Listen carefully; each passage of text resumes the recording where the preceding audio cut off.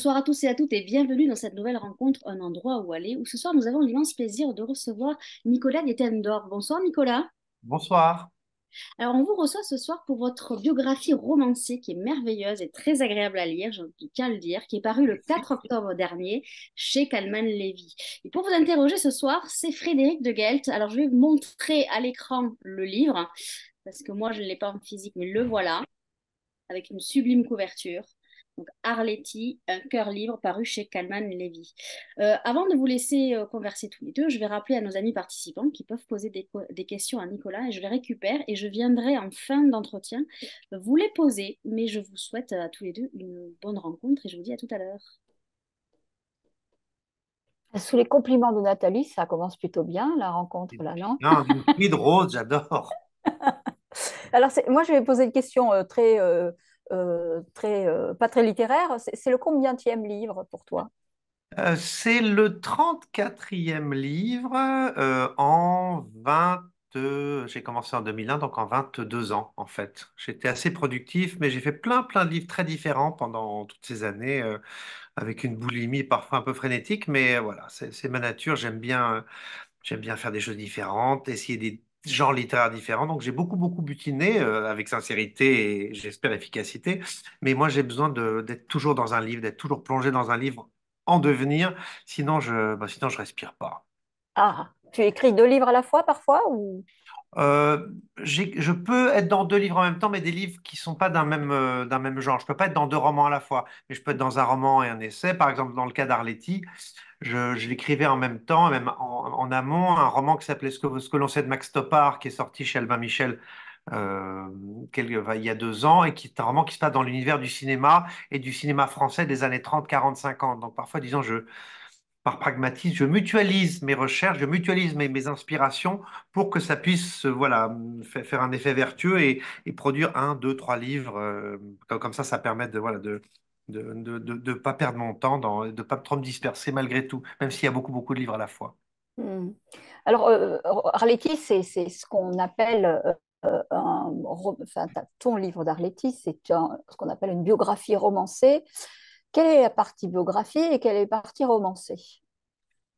Alors, en fait, biographie romancée, oui, en fait, moi, je suis romancier, donc je peux pas m'empêcher de raconter une histoire. Même si je décris une scène, même si je raconte quelque chose d'extrêmement réel, vécu et voilà, enfoncé dans le seau de l'histoire, je suis obligé de la mettre en scène, je peux pas donc je suis parti du principe que voilà, je vais pas chercher à faire une biographie universitaire, je suis pas historien, je suis journaliste jusqu'à un certain point. Ce que j'aime, c'est raconter, mettre en scène, faire vivre des personnages de papier. Alors, si en plus ils ont existé, c'est encore plus passionnant. Et donc, voilà, j'ai raconté. En fait, c'est comme un biopic.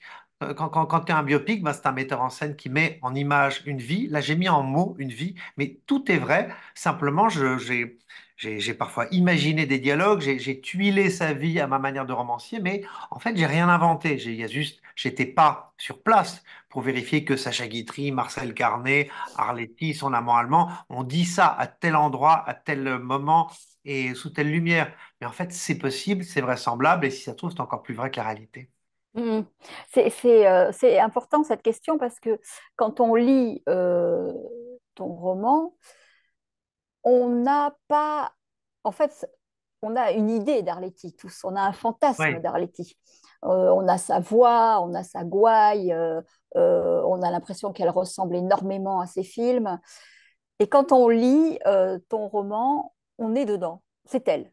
On n'a pas de doute sur le fait que ce soit pas elle. Enfin, voilà, c'est sa voix, c'est tout à fait elle. Et ça, c'est très frappant et c'est à mon avis le plus difficile quand on s'attaque à quelqu'un qui a suscité l'image, le fantasme, etc. Donc ça c'est ma partie retour sur le roman.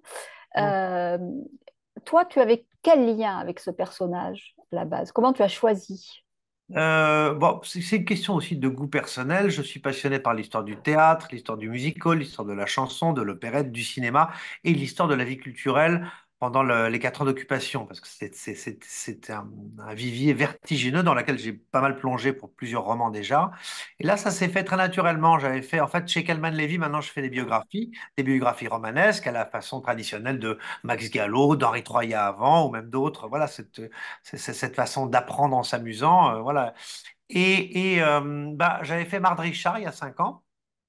Et j'ai décidé de poursuivre dans les grandes emmerdeuses, si je puis dire. C'est-à-dire des femmes de poigne, des femmes d'esprit, des femmes de caractère, des femmes qui étaient des empêcheuses de penser et d'agir en rond. Et Arletty s'est imposée assez facilement parce que elle a traversé le siècle. Elle incarne un cinéma que moi, je dois dire, j'adore, que je ne veux pas dire que je le regrette parce que ça appartient à une époque particulière du cinéma et puis ces films existent toujours. Et effectivement, aujourd'hui, si tu demandes autour de toi qui connaît Arletty, moi je m'en suis rendu compte quand les gens m'ont demandé quel était mon prochain livre, je disais une biographie d'Arletty et les gens de moins de 40 ans me disaient qui? Et là, on se rend compte, voilà, de bah, juste la mémoire. Et là, je veux un peu lui rendre hommage, la ressusciter en la mettant vraiment en vie, puisque dans mon livre, elle vit exactement comme un héros de roman, c'est-à-dire que c'est pas un personnage écrasé. Je lui ai donné du relief. Et voilà, les gens connaissent, voilà, ils connaissent éventuellement une réplique. Ils peuvent peut-être te citer Les Enfants du Paradis ou Hôtel du Nord, et encore, ils disent atmosphère avec l'accent voyeur. Et puis c'est tout. Et Arletty, c'est pas juste Mm. quelques rôles au cinéma. Et même ces grands rôles connus, que ce soit Garance ou le personnage d'Hôtel du Nord, euh, il y a bien plus que ça. Elle a une vie, elle a eu 1000 vies, cette femme, c'est ce que je raconte dans mon livre. 1000 vies, beaucoup d'amants, une liberté de ton, d'esprit, de corps incroyable. Et donc, voilà, je me suis plongé dans la vie de cette femme. J'ai lu, en fait, toutes les biographies existantes, il n'y en a pas tant que ça, euh, les livres qu'elle-même a écrits, les témoignages de ses proches. J'ai regardé beaucoup, beaucoup d'interviews sur le site de l'INA, écouté énormément d'interviews de radio, et je me suis imprégné de la vie de cette femme. Voilà, j'ai pris un bain d'Arletty pendant plusieurs mois.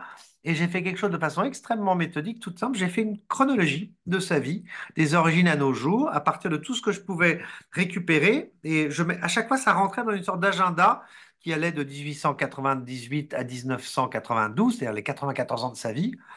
Et une fois que j'ai eu fini de tout récolter, j'ai mis tous ces livres de côté, je n'ai gardé que ce document. Et puis un matin, voilà, je suis né mon livre est né en même temps qu'elle. Je suis rené avec Arletty. C'est qu'un matin, je me dis, bon, je commence, le commencement, c'est-à-dire sa naissance. J'ai commencé à écrire un chapitre, deux chapitres, trois chapitres, au fil de ma plume, mais surtout au fil de sa vie et de sa chronologie intime. Mm. Alors, je sais par expérience que quand on choisit un personnage, on est attiré, mais on ne sait pas tout de lui. Et on le découvre au fur et à mesure de ses Pardon. recherches. Je pense que parfois on doit abandonner le personnage, ça arrive ou pas. Qu'est-ce qui t'a le plus étonné dans ce que tu as découvert sur elle? Euh, Étonné, je sais pas, mais son incroyable liberté de ton et son absence complète disons, d'ambition, de plan de carrière au sens, voilà. C'est quelqu'un qui était juste dicté par ses rencontres, son désir, son plaisir et un profond besoin de liberté. C'est-à-dire qu'elle déteste appartenir à qui que ce soit. Euh, Elle a fait les choses par hasard, sans calcul en fait. Elle n'a jamais rien calculé. Voilà, et j'aime beaucoup cette espèce de désinvolture extrêmement française et en même temps c'est une femme passionnée, accrochée aux gens, accrochée voilà, à certaines personnes au cours de sa vie, mais qui cherchait pas à éblouir, qui avait rien à prouver, qui voulait juste, voilà, qui se mettait dans le flot de la vie et qui a une vie en fait assez chaotique, une carrière assez chaotique. Il y avait pas comme d'autres comédiennes, il y avait rien de structuré, il y avait rien de prévu. C'est une suite de hasard. Elle devient comédienne un peu par hasard parce qu'elle croise un homme dans la rue. Elle est devant l'ancien magasin Holdingland à côté sur le boulevard des Capucines, à côté de l'opéra. Elle est en train de regarder la vitrine et puis un monsieur qui la reluque, c'était une époque où on pouvait aborder les dames dans la rue, et qui lui dit: «Oh, mademoiselle, vous avez une tête à faire du théâtre.» Et on lui avait jamais dit ça. Et maintenant, on dirait bah, les pattes, on dirait même pire. Là, elle le trouve rigolo et il lui donne un Bristol en disant: «Tenez, allez de l'autre côté de la rue, allez voir mon ami, le directeur du théâtre des Capucines, et dites-lui que vous voulez faire du théâtre.» Bon. Elle n'avait rien d'autre à faire, elle avait 1 heure à perdre, elle y va, le directeur la voit arriver, il lui dit: «Mais qui vous êtes qui vous?» Il lui montre le Bristol, il lui montre le Bristol. Bon, très bien. Euh, vous savez chanter? Non. Vous savez danser? Non. Vous savez jouer à la comédie? Non. Ah, vous m'intéressez. Et elle le fait monter sur scène, il l'a fait chanter. Ce qu'elle avait en tête à l'époque, c'était Tipper Harry, It's a Long Way to Tipper Harry, avec son accent gouailleur, parce que c'était l'époque très anglomane. Et, euh, et évidemment, elle chantait pas, elle savait pas se tenir, mais elle avait quelque chose. Elle avait du chien, elle avait une présence, et il l'engage pour devenir une troisième petite figurante au fond. Et c'est une époque où c'était les revues, c'est-à-dire des mélanges de sketchs, de numéros de musicals, de numéros de cirque, d'illusions et tout ça. Et ben, elle a très très vite fait sa place. C'était une époque où les spectacles s'enchaînaient en quelques semaines. C'est-à-dire qu'il y avait des théâtres absolument partout dans Paris. Le soir, les gens sortaient systématiquement parce qu'il y avait rien d'autre à faire à part écouter éventuellement la radio. Donc les gens allaient tous les soirs au spectacle. Et donc les théâtres naissaient, disparaissaient, les spectacles pareils. Et donc on pouvait tout à coup se faire une place dans le théâtre et jouer dans une trentaine de spectacles différents en l'espace d'un an. Et donc elle a rencontré tout le monde en quelques mois, en quelques années. Et elle est devenue une figure du théâtre, puis bientôt du cinéma. Hmm. Oui, elle a une vie tout à fait étonnante et c'est ce qu'on appelle presque la destinée. Alors, elle planifie pas ce qu'elle veut, par contre, elle sait bien ce qu'elle veut pas. Parce qu'elle s'est jamais mariée. Ah bah, elle a eu ce drame dont elle ne s'est jamais remise, ou en tout cas qui est devenu une sorte de ligne de conduite, c'est que voilà, elle grandit à Courbevoie, dans un milieu très modeste. Son père travaillait à la TPDS, c'est-à-dire l'ancêtre de la RATP. Il travaillait pour les tramways, et sa mère est lingère, fine lingère. Et donc ils habitent à Courbevoie et à Puteaux, de l'autre côté de la Seine, c'est-à-dire de l'autre côté c'est-à-dire du côté même pas de Paris, mais du côté de la banlieue très populaire. Et ils regardaient l'autre côté de la Seine comme on admire les lumières de la ville avec un mélange de fascination. Ça, elle voulait y aller. Elle voulait connaître ça, elle voulait en sortir. Et sa mère, qui était très marquée par le côté très zolien, j'ai un naturaliste des années de la fin du siècle précédent, lui dit non, non, il faut rester dans sa caste, n'espère pas aller ailleurs. Et là, justement, elle voulait sortir de tout ça. Et quand elle a 14-15 ans, elle tombe folle amoureuse d'un joli petit-fils d'immigré italien qui habitait lui aussi à Courbevoie, dont on ne connaîtra jamais le nom, mais il avait des yeux bleus comme le ciel, elle l'a surnommé Ciel. Ils vont avoir une histoire qui durera juste quelques mois et qui culminera pendant le bal du 14 juillet 1914. Et 15 jours plus tard, c'est le début de la Première Guerre mondiale. Il est appelé au front et il meurt dans la première semaine. Et elle en est traumatisée et elle a toujours dit, je ne serai ni veuve de guerre ni mère de soldat, et elle s'y est tenue. Elle ne s'est jamais mariée, et Dieu sait si on lui a proposé. Elle n'a jamais eu d'enfant, elle a même avorté 2 fois. Hmm. Alors, ce qui reste souvent d'Arletty, ce sont ses phrases, et notamment cette phrase dont on ne sait pas si elle est vraie ou pas, pendant la guerre, dit Mon cœur est français et mon cul est international. Elle était tombée amoureuse d'un Allemand. C'est quoi cette histoire? Alors, elle était tombée amoureuse, quand on le dit comme ça, en fait, avec le recul, on ne sait pas si elle était collabo, etc. Donc, le livre éclaire bien là-dessus, sur Bah, cette de toute histoire façon, d'amour. oui. En fait, Arletty, oui, elle a eu une histoire, la plus grande histoire d'amour de sa vie. C'est une histoire d'amour, de passion et de passion folle pour un homme qui s'est effectivement avéré être un officier de la Luftwaffe, donc de l'armée de l'air allemande, en poste à Paris pendant l'occupation.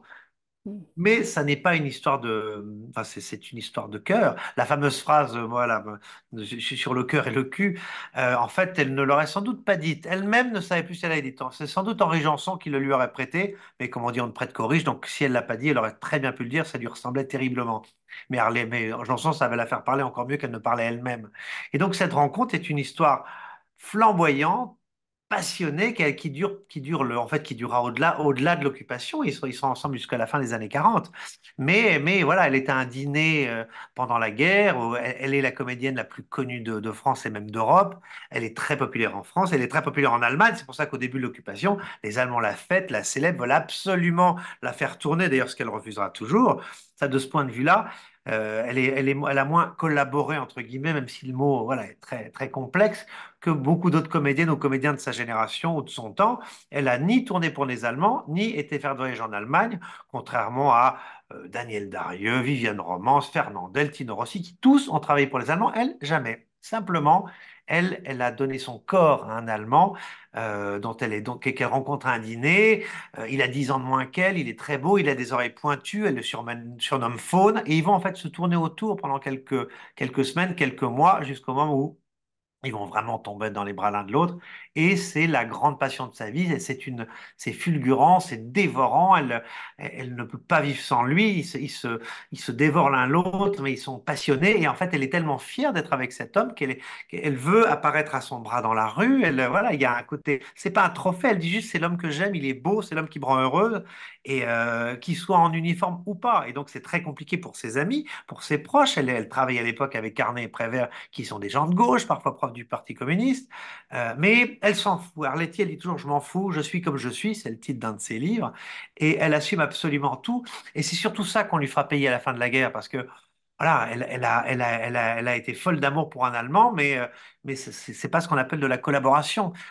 Pendant la Ouais. guerre, le problème, c'est que les Allemands, en fait, les soldats allemands, les simples soldats avaient le droit d'avoir des relations intimes avec les femmes des pays occupés, pas les officiers.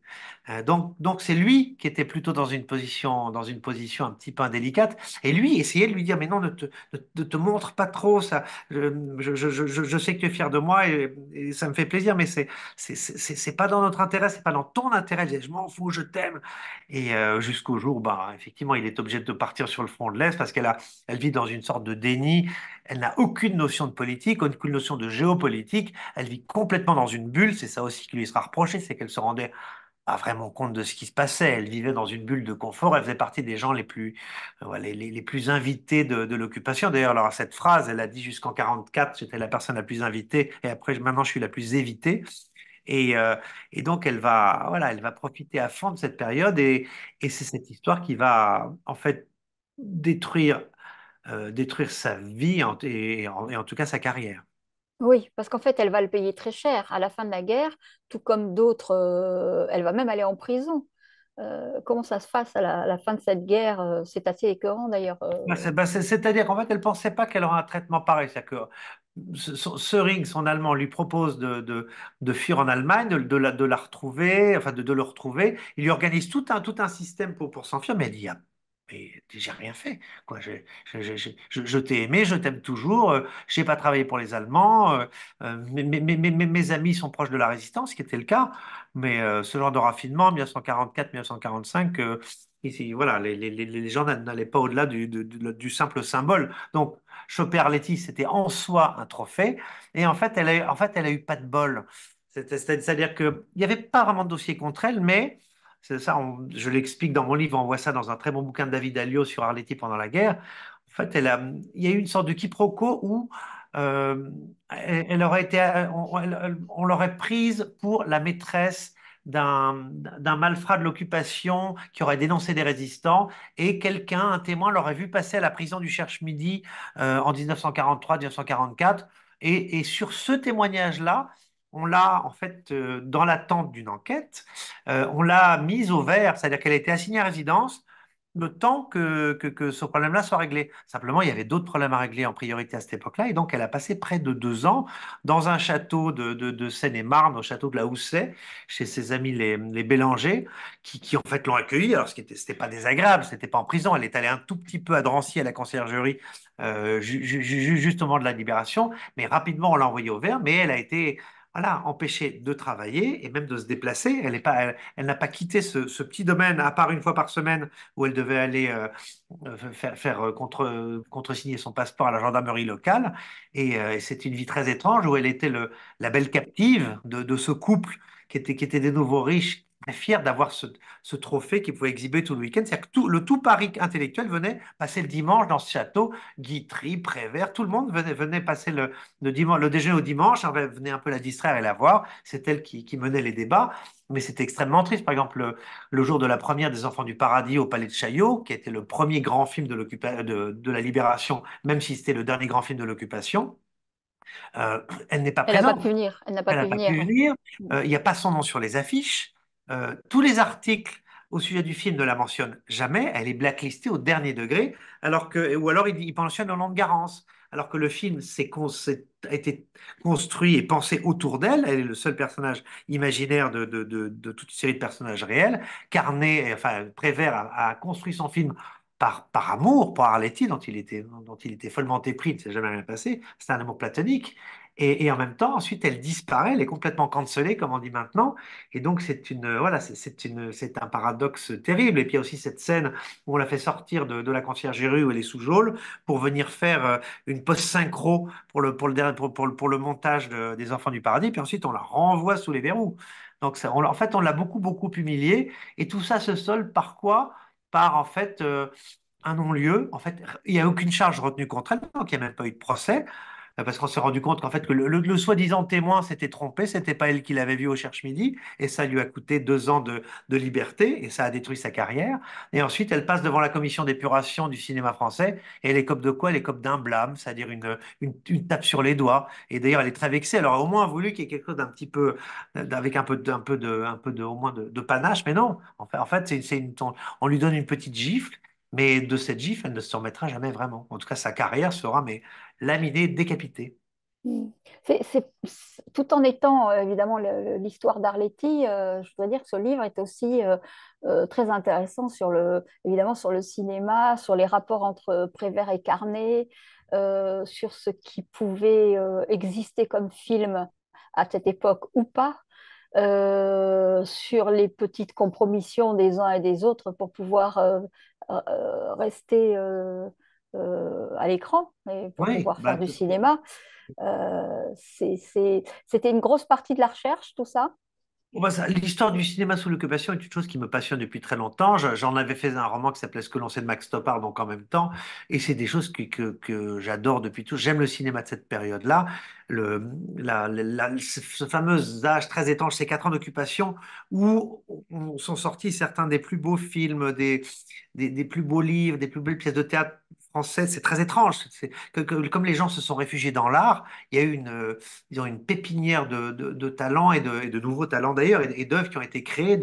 En fait, je vais pas dire qu'il y avait rien d'autre à faire, mais les gens avaient tellement besoin de pouvoir s'évader, puisqu'ils étaient bloqués chez eux, il fallait qu'on leur vende du rêve. Et donc, c'est la période voilà, où écrit Le Sujet de Satin, où Carnet et Prévert font leurs plus beaux films, où Sartre crée ses pièces de théâtre. Enfin, il se passe un nombre de choses extraordinaires, tout ça dans un pays écrasé, laminé, avec un occupant qui chaque mois en demande un peu plus et qui à la fin étrangle complètement le pays.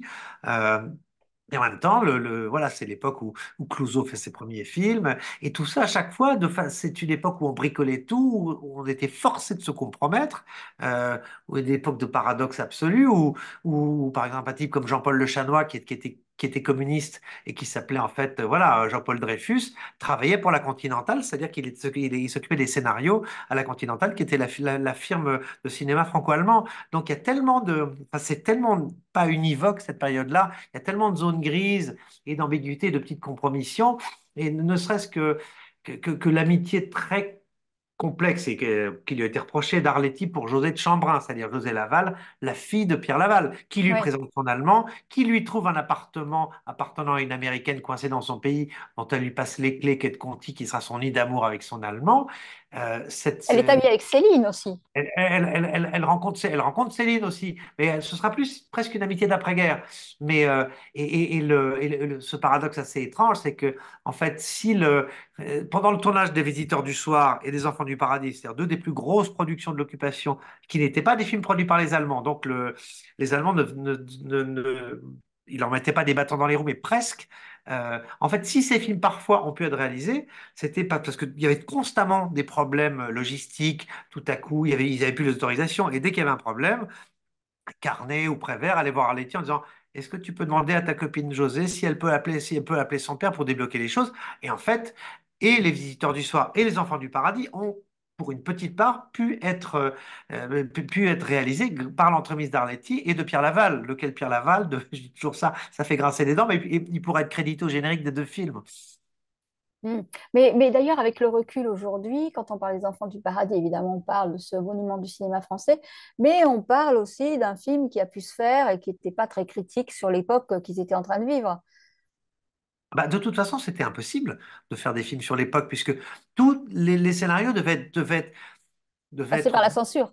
passés par la société, devaient être validés. Ils ne pouvaient fonctionner que par c'est une fonctionner que par la métaphore. En revanche, Les Visiteurs du Soir, ça a toujours été vu comme une métaphore de la situation dans laquelle se trouvait la France, avec les deux amants qui, à la fin sont pétrifiés, mais l'un contre l'autre, et dont le cœur bat sous la pierre. On a dit que c'est le cœur de la France qui battait, avec Jules Berry qui joue le diable. Le diable, c'est l'Allemagne. Mais en même temps, c'est une fable médiévale. Mais il y avait aucun film à l'époque où on pouvait parler du temps présent. Il n'y a même aucun film qui se passe. Le seul film de l'époque où en fait on voit une scène qui vraiment est contemporaine, c'est Donne-moi tes yeux de Guitry, où tout à coup Guitry et sa femme marchent dans les rues de Paris en s'éclairant avec une lampe électrique parce que c'est le couvre-feu. Mais c'est la seule occurrence d'un film à cette époque qui parle de ce qu'était leur quotidien. Sinon, juste, ils n'avaient pas le droit, c'était impossible, on ne devait pas. Ça devait être du divertissement. Et quitte à faire du Mm. divertissement, autant faire du divertissement intelligent et profond. Et ce que disent Prévert et Carnet sur l'humanité, sur les rapports humains, sur la passion, sur le théâtre, sur l'art dans Les Enfants du Paradis est bien plus universel que s'ils avaient fait une œuvre critique sur la vie quotidienne dans le Paris occupé. Oui, c'est pour ça on l'aime toujours autant d'ailleurs. C'est pour ça que le film n'a pas pris une ride, en fait. Qu'est-ce quel est l'autre grand drame d'Arletty sur la fin de sa vie? Qu'est-ce qui se passe avec ses yeux?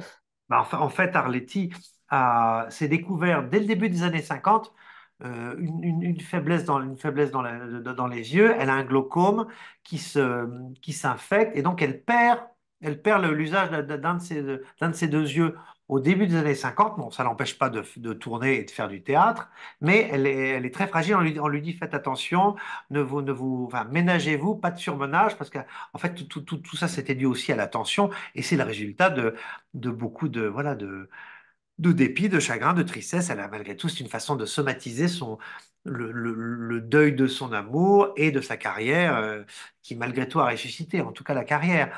Et hélas, quelques années plus tard, en mettant ses gouttes, elle se trompe parce qu'elle met des gouttes dans les deux yeux et l'inverse. Et là, les deux yeux tombent malades. Et là, ça commence, c'est un long Golgotha où elle va commencer c'est une suite d'opérations qui marche avec des convalescences. Tout à coup, elle est obligée d'annuler un tournage, puis elle reprend et sa vue petit à petit baisse, mais ça tient à peu près la route. Et en 1966, alors, elle avait déjà arrêté de faire du cinéma parce qu'elle n'y arrivait plus, mais elle accepte encore de jouer au théâtre et elle joue au Théâtre des Ambassadeurs, donc le futur espace Cardin à Paris, Les Monstres Sacrés de Jean Cocteau dans une magnifique robe que Saint-Laurent lui avait fait sur mesure parce qu'elle était très proche des couturiers, une grande robe blanche. Et ses médecins lui avaient dit ne remontez pas sur scène, attendez un peu. Elle dit non, elle avait besoin du public, besoin du contact. Et on est en novembre 66. Et à la fin d'une représentation, elle se sent plus fatiguée que d'habitude. Elle dîne avec une amie qui est venue la voir. Elle se sent bien obligée. Elle dîne chez Francis, là, à l'Alma. Et puis après, elle rentre chez elle dans son appartement de la rue de Rémusat. Et le lendemain matin, elle se réveille dans le blanc. Pas dans le noir, dans le blanc. Plus rien. Elle voit vaguement des ombres, et sinon tout est blanc. Et dans ce blanc, elle va passer les 26 prochaines années. Donc sa carrière s'arrête, tout s'arrête et elle devient totalement aveugle. Donc elle devient une femme, voilà, dépendante de ses proches, si ce n'est elle n'avait pas de famille, pas d'enfant, pas de mari.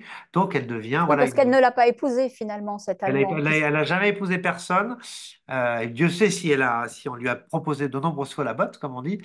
Et non, elle a toujours voulu vivre seule et elle a vécu seule jusqu'à la fin de ses jours, mais elle a été extrêmement entourée.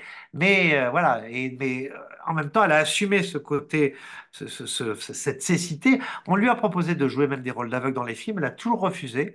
Elle a dit le cinéma, c'est fini pour moi, et elle est devenue elle a une espèce de fin de vie terrible, très entourée, et en même temps terriblement seule, parce qu'en fait, à partir de 1966, elle ne vit plus que dans ses souvenirs. Voilà, les images qui sont dans sa tête, c'est les images d'avant, et donc elle revit perpétuellement. Des gens viennent la voir, elle raconte sa vie, elle donne beaucoup d'interviews, elle rédige, enfin, elle dicte un livre de souvenirs qui s'appelle La Défense, qui est pas forcément très bien fait, mais c'est comme des aphorismes. Et elle est une personne que les gens viennent voir. Il y a beaucoup de gens qui s'occupent d'elle, notamment Jean-Claude Brialy, qui la voit beaucoup, Pierre Berger, qui la finance en partie, comme il a beaucoup fait pour beaucoup de monde. Mais voilà, mais c'est une vieille dame qui vit dans un espace de plus en plus petit, très seule, et qui vit dans cette nuit perpétuelle pendant un quart de siècle. Oui. Oui, oui, effectivement, on a l'impression qu'elle est très entourée, y compris financièrement, ce qui est assez étonnant. On se demande d'ailleurs si cet entourage financier des artistes n'existe plus. Enfin, il y a quelque chose de très ancien dans cette histoire d'accompagner financièrement quelqu'un qui ne peut pas et qui est un monument artistique. Oui, Bah, ça, oui, ça, c'est le côté. Bah, c'est une époque où il y avait encore des mécènes et Berger, en l'occurrence, faisait vraiment partie de cette génération de gens pour qui il était normal voilà, d'utiliser sa fortune pour aider à des artistes soit à vivre, soit à survivre. Alors, Euh, même si elle est dans sa bulle, j'ai le souvenir d'avoir vu une interview avec un journaliste un jeune journaliste qui est très admiratif et qui l'encense et qui lui demande ce qu'elle souhaiterait pour les jeunes comédiennes. Et elle a l'air très modeste, c'est-à-dire qu'elle dit, mais je leur souhaite surtout de rencontrer des grands auteurs comme moi, j'ai rencontré des grands auteurs. Oui, mais ce qui est vrai, elle avait pas elle a pas fait le conservatoire. Elle vient vraiment. Elle a commencé à l'école du musical ou du comique comme beaucoup de comédiens de cette génération. Je veux dire, Rému a commencé comme comique troupier. Michel Simon et ces gens qui ont commencé un peu en improvisant leur vie. C'était pas la voie royale du conservatoire. Ou des gens comme Poiret et Serrault. Euh, donc sa vie est une suite de rencontres et elle a eu beaucoup de chance. Elle a eu la chance de jouer dans des films emblématiques. C'était pas la plus grande actrice du cinéma français. Simplement, on a écrit pour elle certains des plus beaux rôles qui soient. En fait, c'est Prévert et Carnet qui en ont fait une grande comédienne. Avant, elle jouait des rôles rigolos de pierreuse ou de plutôt grand cœur, avec beaucoup d'abattage, mais son répertoire était assez réduit. Et tout à coup, Prévert se dit, mais cette actrice est une grande actrice, il faut la prendre au sérieux. Et il lui donne un premier rôle avec Le jour se lève, où enfin elle a un rôle dramatique, puis ensuite c'est le personnage de Dominique, incroyable personnage de chevalier androgyne dans Les Visiteurs du Sort, et puis Garance, l'admirable Garance, où là elle joue sur toutes les palettes. Le charme, le côté mutin, le côté comique et le côté grande dame, un peu hautaine et élégante dans la dernière partie du film.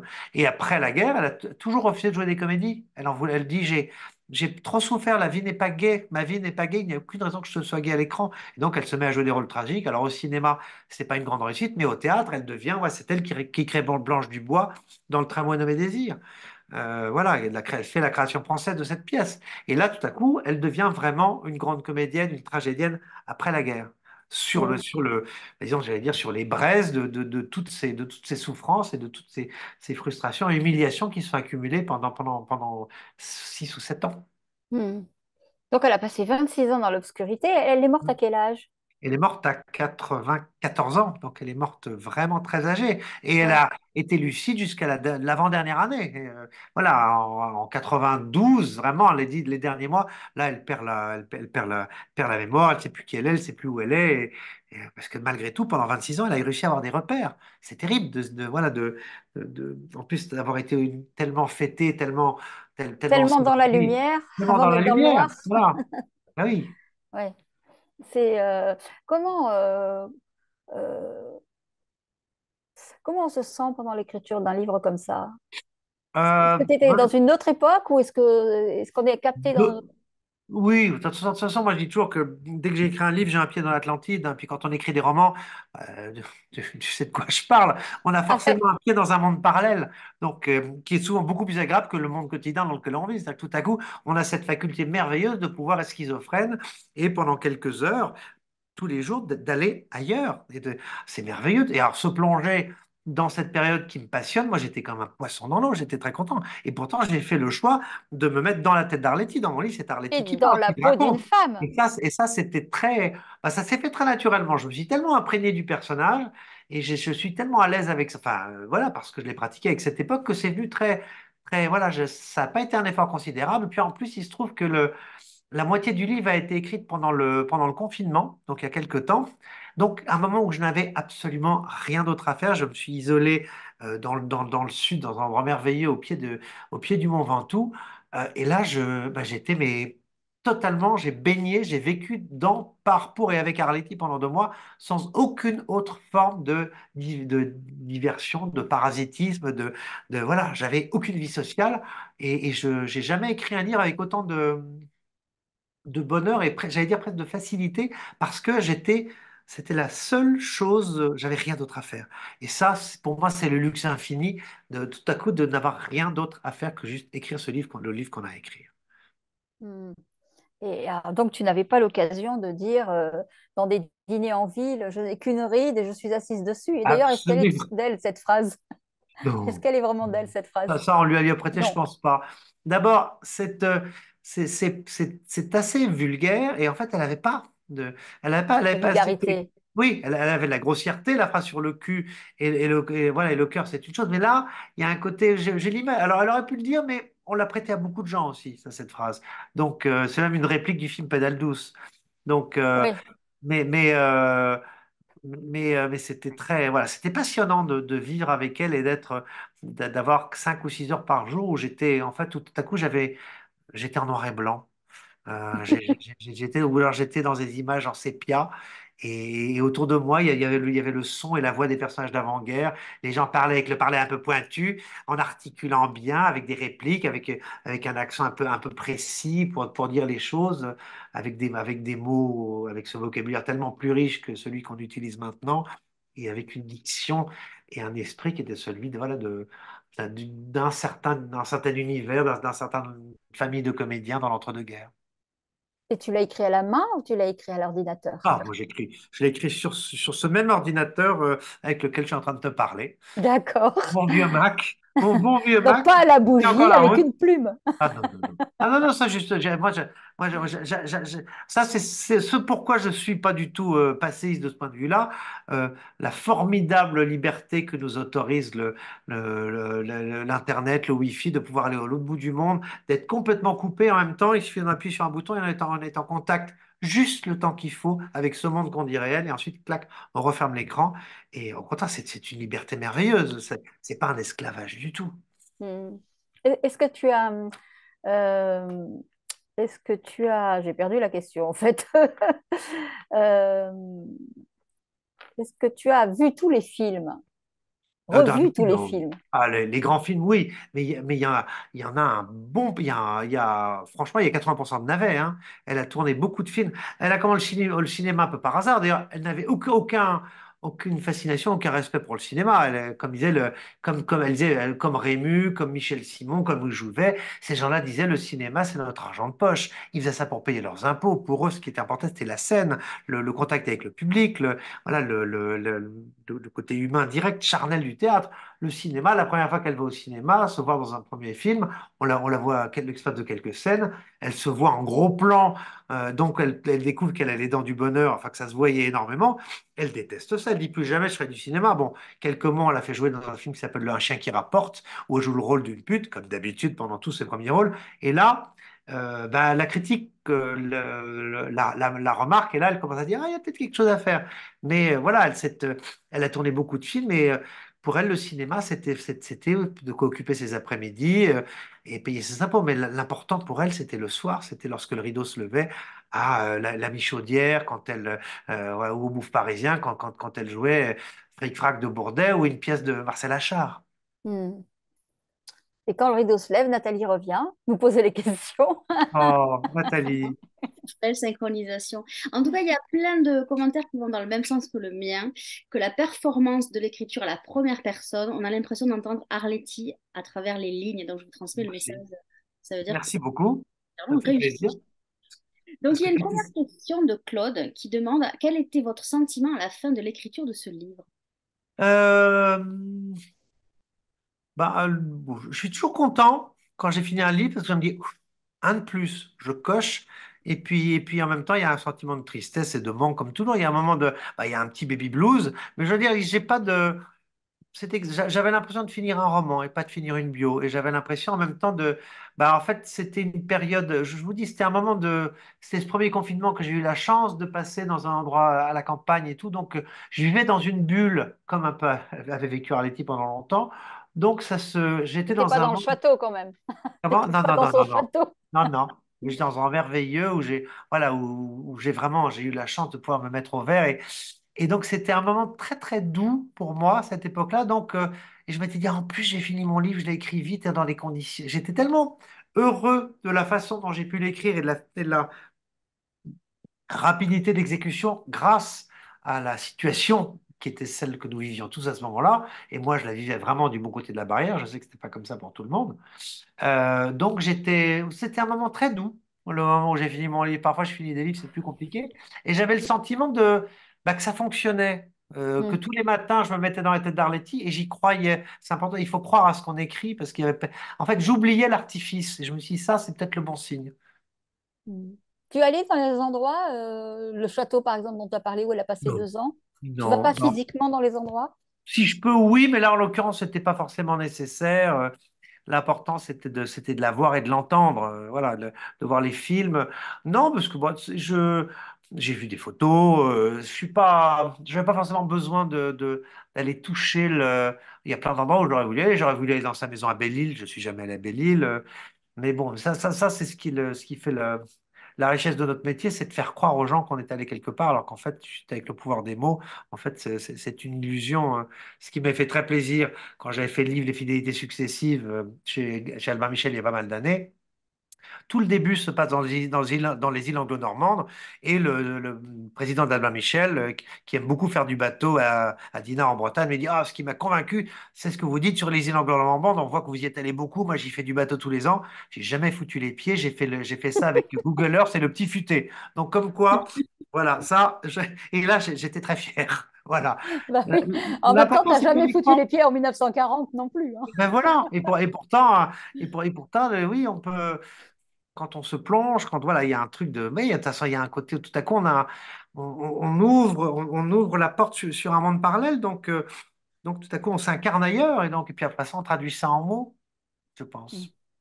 Alors, Laurent, c'est une fidèle de vos écrits. Elle dit Oui, l'année dernière, vous avez écrit un dictionnaire amoureux du mauvais goût. Donc, oui. le dictionnaire amoureux, c'est aux éditions Plomb, pour ceux qui ne savent pas. Cette année, une bio-romancée. À quand le retour au roman pur et dur?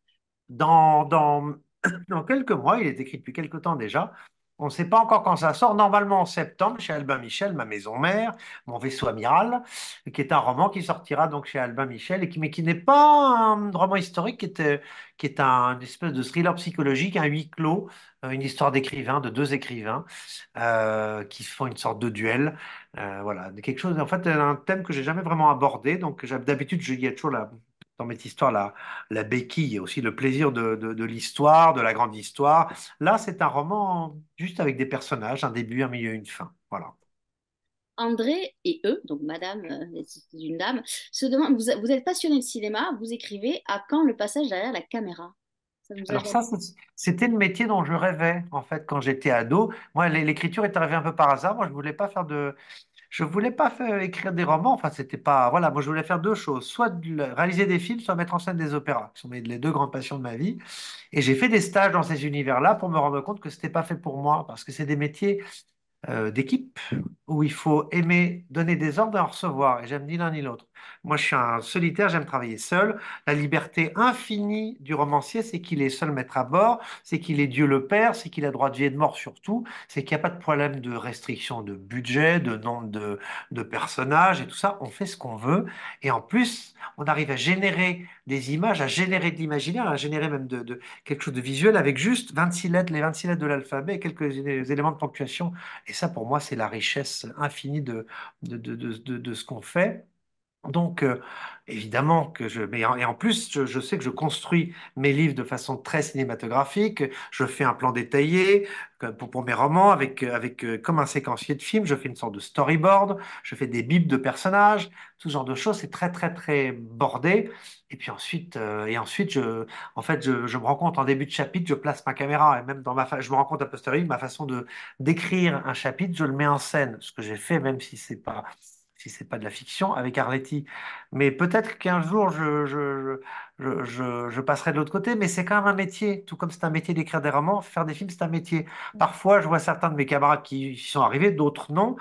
On s'improvise pas cinéaste, parce que le cinéaste, c'est pas juste, ou alors ce sont des films qui sont faits par les assistants. Cinéaste, c'est pas juste dire, voilà, vous faites ci, vous faites ça. Cinéaste, c'est aussi, c'est la direction d'acteur, c'est-à-dire une dimension théâtrale. Et ça, c'est pas donné à tout le monde. Pas du tout. Il y a des, voilà, il y a des, au contraire, les écrivains sont souvent des gens un peu introvertis.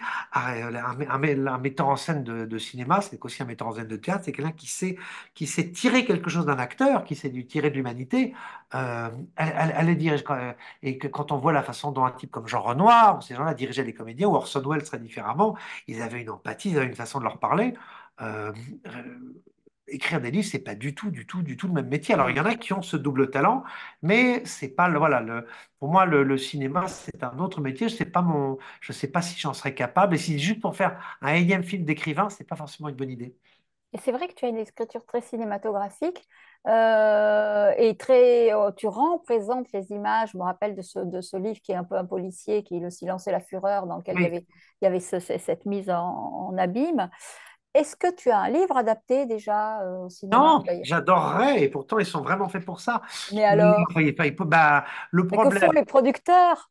alors, d'abord, si mes livres étaient des succès planétaires, ce qui arrivera un jour bien entendu comme nous tous, ce serait plus simple. Et le truc, c'est que les producteurs sont pas forcément les meilleurs lecteurs qui soient, surtout quand les livres font 5, 6 ou 700 pages, ce qui est souvent le cas des miens.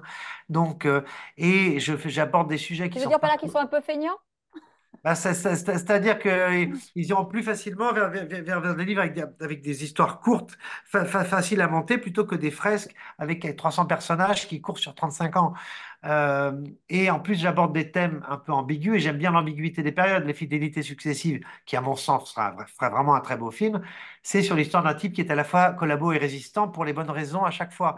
Donc c'est pour montrer les paradoxes et les ambiguïtés et surtout les périodes qui ne sont tout sauf binaires. Donc, voilà, il faudrait peut-être que je m'y attelle moi-même à adapter mes œuvres, enfin mes livres. Mais bon, je suis pas scénariste C'est non plus. aussi un métier.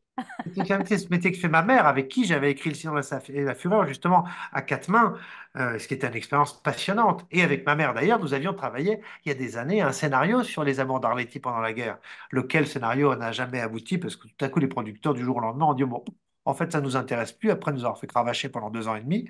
Mais bon, ça, C'est ainsi un en grand classique, cinéma. ça aussi, Oui, du cinéma. alors qu'un roman, on a une histoire, l'éditeur dit OK, on l'écrit, on le publie, et bon, ça parle peut-être pas autant de monde qu'un film, mais au moins ça correspond exactement à ce qu'on voulait faire, enfin plus ou moins à ce qu'on avait en tête, et c'est bien plus satisfaisant et gratifiant que voilà qu'un film qui au bout d'un moment ne se fait pas. Bah, c'est sûr qu'un éditeur te dit jamais en lisant qu'il y a 45 personnages, oh, c'est trop cher. Voilà, et c'est quand même agréable. C'est ce que dit un producteur régulièrement. Là, Ah, mais un éditeur, il peut te demander de couper. Parce que Ah tout à bah l'heure, bien sûr. sur ce qu'a dit Nicolas, il a dit on est solitaire quand on est auteur. Mais vous oubliez qu'il y a quand même la relation éditeur-auteur. qui est À très un important. moment donné, Mais l'éditeur vient de mettre le grain de sel quand Ah, même. bien sûr, et moi j'aime beaucoup qu'un éditeur, moi j'avais fait un roman chez XO il y a des années qui s'appelait Les Orphelins du Mal, dont j'ai retranché, enfin, on m'a fait couper 40% du texte. Et c'était très bien fait, ils avaient raison. Et même Arletty, là maintenant je suis rodé, mais Arletty, ma première version, faisait presque 1 million de signes, et là le livre en fait 600 000. Donc, et D'accord. là, c'est moi qui ai élagué, élagué, élagué, Là, c'est élagué. toi qui as Ouais, coupé. parce que maintenant je sais faire. Donc, en fait, j'avais trop développé parfois sur le. Il y avait peut-être trop de cinéma pour cinéphiles, il y avait beaucoup, beaucoup, beaucoup de références et tout ça, je m'étais fait plaisir. Et en fait, je me rends compte que là, je me faisais plaisir à citer tel personnage. Et là, il faut quand même parler aux gens, il faut pas les exclure, il faut pas que ces l'impression que voilà, que je me fais juste plaisir à parler de tel acteur qui ne dit plus rien à personne. Et les clins d'œil de l'auteur à lui-même, c'est jamais une bonne chose. Voilà, parfois, quand on se fait trop plaisir, c'est pas forcément un bon signe. Et alors, avec ton éditeur, ou tes éditeurs, puisque tu es dans plusieurs maisons, tu es plutôt un écrivain rebelle ou plutôt un écrivain docile? Très docile. Très docile. Bah, je pars du principe qu'à un moment, d'abord que l'éditeur, c'est un métier, et un vrai métier, que, à mon sens, les vrais éditeurs Rare. sont pas forcément auteurs à côté. Surtout un éditeur qui est un auteur, il n'a pas le même regard quand il lit ton texte. C'est-à-dire qu'en fait, il voudrait écrire le texte à ta place à partir d'un moment, alors qu'un vrai éditeur est un accoucheur. Et j'ai différents éditeurs. J'ai certains très bons éditeurs qui sont des très bons amis et qui sont aussi auteurs, mais d'une manière générale, et je trouve que la discussion avec l'éditeur est passionnante parce qu'il te botte les fesses, il te remue dans tes certitudes. Parfois, il t'énerve, mais c'est pour la bonne cause. C'est très important. On n'a pas du tout la science infuse. Puis à un moment, au bout de 2 ans, tu as le nez dans ton caca, comme on dit. On ne sait absolument, on n'a plus de recul sur ce qu'on fait. C'est très important quand il nous dit attends, attends, attends, là, ça va pas. Et je le prends toujours mal et en fait, je le prends toujours bien. C'est-à-dire que je suis furieux pendant 2 jours et Ah, après, je quand remange, je même. dis oui. Donc, il faut bien, c'est normal. C'est Oui. normal parce que c'est comme si on me disait, mais bah, il est pas beau ton gamin là, qu'est-ce qui lui est arrivé? Non, il est juste mal peigné ou il faut lui changer ses vêtements, c'est tout. Et l'éditeur a le recul nécessaire pour que le texte devienne meilleur. Son but n'est pas d'abîmer le texte, c'est de le rendre mieux et de le rendre plus lisible, malgré tout, au plus grand nombre pour qu'il arrive à séduire des lecteurs. Le but n'est pas de faire un livre qui ne fait plaisir qu'à l'auteur, parce que dans ce cas-là, on fait de l'auto-édition ou juste on lit ses livres tout seul, manuscrit dans sa salle de bain, en face de son miroir. Alors, j'imagine que vous êtes un grand lecteur, comme tous les auteurs. Est-ce Mhm. que si vous aviez un livre à conseiller à ceux qui nous regardent, lequel serait-il? Alors, je suis un grand lecteur, oui et non. J'ai été très grand lecteur pendant des années, mais maintenant, je lis. En fait, j'écris des livres qui demandent énormément de documentation. Donc, je lis beaucoup, beaucoup pour moi, de documentation. Mais quand je prends des livres à mon propre compte, enfin, j'aurais plutôt tendance à retourner vers des classiques ou à lire des livres que j'ai pas lus à l'époque. Je lis très, très peu de la production contemporaine. Et pourtant, on se connaît tous dans l'édition, on est tous copains, mais ça ne veut pas dire qu'on se lit les uns les autres, c'est pas le but de l'opération. Mais vous voulez dire un livre que j'aurais lu récemment ou Porte, Pas un livre que vous forcément. auriez envie de nous conseiller là. Si je vous demandais un conseil de lecture, voilà, ce soir j'ai envie de lire, je ne sais pas quoi lire. Nicolas, conseillez-moi un livre. Qu'est-ce que vous me donneriez à lire? c'est terrible comme question, c'est comme demander quel est mon livre de chevet. Ça dépend. Non, peut-être le dernier choc que tu as eu avec peut-être un qui a passé au travers et un contemporain que tu aurais lu, peut-être. Qu'est-ce que. Et moi, je relis. C'est-à-dire que par exemple, je m'étais fait un été de relecture complète où j'avais relu le Comte de Monte-Cristo que j'avais pas lu depuis 15 ans. Ben là, on se dit, bon, ben voilà, c'est moi, pour moi qui suis romancier et qui aime voilà, les livres qui te kidnappent, qui ne te lâchent pas, et réussir à tenir 1600 pages, donc écrites quand même il y a plus de 150 ans, même bien plus de 170 ans, et réussir à tenir le rythme, à tenir l'énergie, alors que c'est quand même invraisemblable, mal foutu, construit à la va comme je te pousse, et c'est juste, voilà, c'est pas le style, c'est l'énergie qui me fascine. C'est-à-dire qu'il y a, tu y vas, tu te laisses porter, tu es complètement happé, et pourtant tu connais l'intrigue, tu connais l'histoire, et tu pleures, tu ris, tu es ému. Voilà, pour moi c'est le roman absolu. Ça ne veut pas dire que c'est le chef-d'œuvre de style, de construction, mais ce type, voilà, Dumas et Mackay et les autres qui ont collaboré, a créé une mythologie, a créé quelque chose qui transcende l'idée de littérature et qui rentre dans le patrimoine inconscient de l'humanité, tout simplement. Alors, par exemple, relire Monte Cristo, ça, ne serait-ce que ça, ou le lire pour ceux qui l'ont pas lu, parce qu'en fait, beaucoup de gens ne l'ont pas lu, c'est une certitude de joie infinie et perpétuellement renouvelée. Voilà. C'est un bon exemple parce que c'est un livre qui est une succession d'accidents. C'est tout ce que l'intelligence artificielle n'arrivera jamais à faire. Absolument, parce que les conditions dans lesquelles ça a été fait, tout à coup, voilà, il fallait qu'il rajoute un chapitre et clac, et la construction de se dit, mais comment ça se passe? Et puis il y a des invraisemblances et tout ça, mais et pourtant on y croit. C'est ça la force, c'est que ça, voilà, il n'y a pas il y a pas la rigueur et la profondeur de Balzac, il n'y a pas la perfection formelle de Flaubert ou de Maupassant, le génie documentaire de Zola, mais il y a une magie, il y a quelque chose il y a une forme d'innocence, il y a une forme de grâce que personne d'autre n'a retrouvé parce que ce type venait du théâtre et il écrivait dans l'urgence et il avait il avait les gens qui frappaient en battu en disant il nous faut la suite, il nous faut la suite. Et moi je dis toujours pour moi les deux plus belles phrases de toute l'histoire de la littérature, c'est il était une fois et à suivre. Et à partir de ça, c'est mes mantras. Once upon a time. Non. En tout cas, moi, mon conseil de lecture, c'est Arletty, Un cœur libre, aux éditions Calman Lévy. Vous pouvez aller en librairie, là encore, sur toutes les tables, avec une couverture superbe. Je vais la remontrer. N'hésitez pas, ça fera un très bon cadeau de Noël, hein, si vous n'en avez pas. Il faut toujours offrir des biographies romancées, ça fait toujours plaisir.